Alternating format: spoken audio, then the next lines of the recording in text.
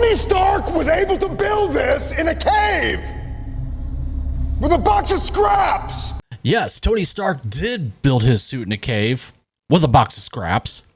Meanwhile, Riri Williams, she built hers with a grant, a rap sheet, and enough arrogance to make Kanye look humble.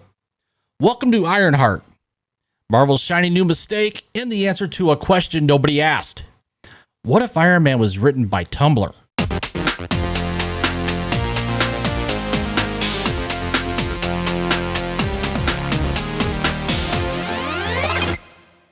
Welcome back to The Critical Nerd. I'm your humble host, Chris, and this is where I watch this stuff so you don't have to. Today, we're diving into the radioactive dumpster fire that is Ironheart, Marvel's $150 million DEI starter pack. It's got identity politics, moral relativism, and a half-baked plot. Also, enough cringe to power all 6 phases of grief. This isn't just a bad show, it's a warning from the multiverse.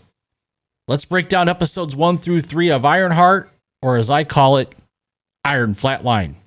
First things first, not your Iron Man. No. We have Riri Williams, 19, MIT prodigy, and your new Marvel hero. She introduced running an illegal cheating ring for rich classmates. That's right, an illegal cheating ring for rich classmates. Tony Stark, well, he built a legacy. Riri Williams built a side hustle committing academic fraud. When a professor questions whether Tony's brilliance was just privilege, Riri takes it personally and then literally blows up a lab. She gets expelled, and her reaction is, "How dare you?" Because when you wrap felony charges in enough hashtags, it's empowering. And naturally, she steals the suit MIT funded and flies off. That's heroism 2025 style. Now, I gotta throw this in there, folks. The AI that she used for the suit at MIT, what was the name of that little icon in Microsoft Office back in the mid to late 90s, early 2000s? The paperclip guy? Yeah, that's what that AI reminded me of. So, hello, so 1990s.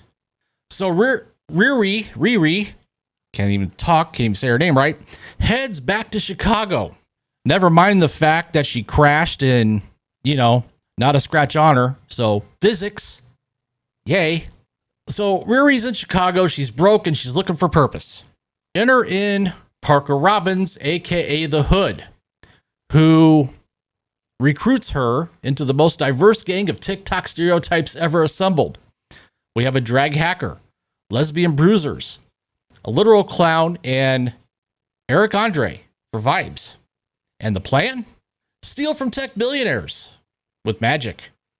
Riri signs up because, say it with me now, everyone, she needs money.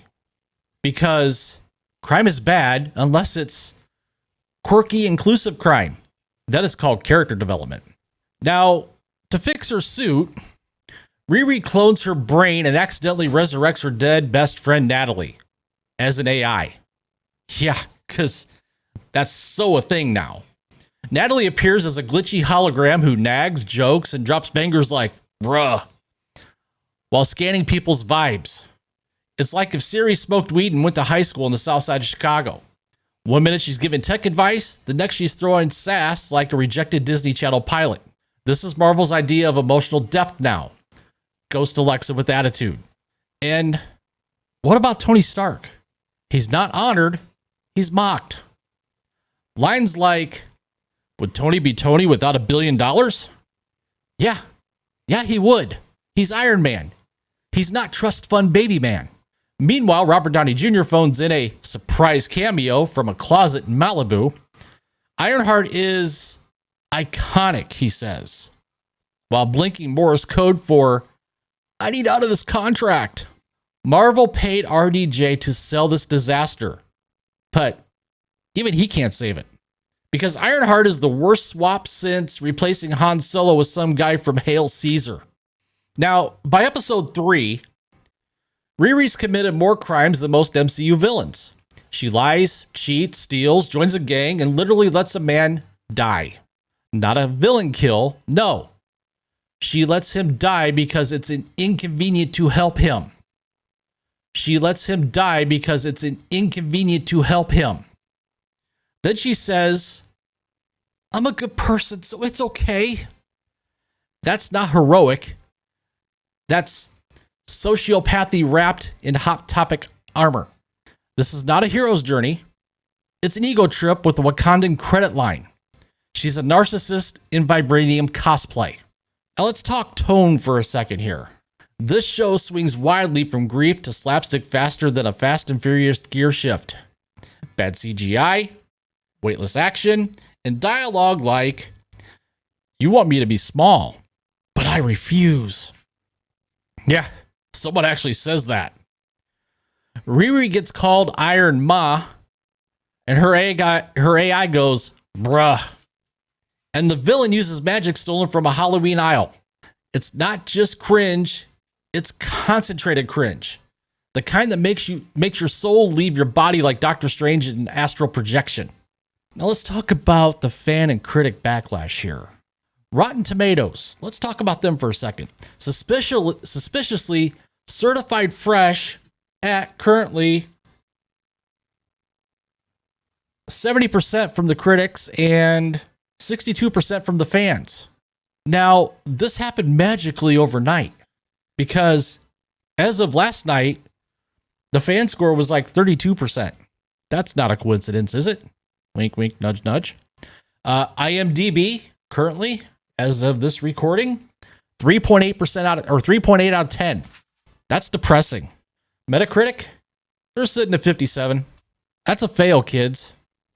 Even IGN, who once gave Ant-Man 3 an 8, rated this a 5. Of course, the Mary Sue said it was captivating.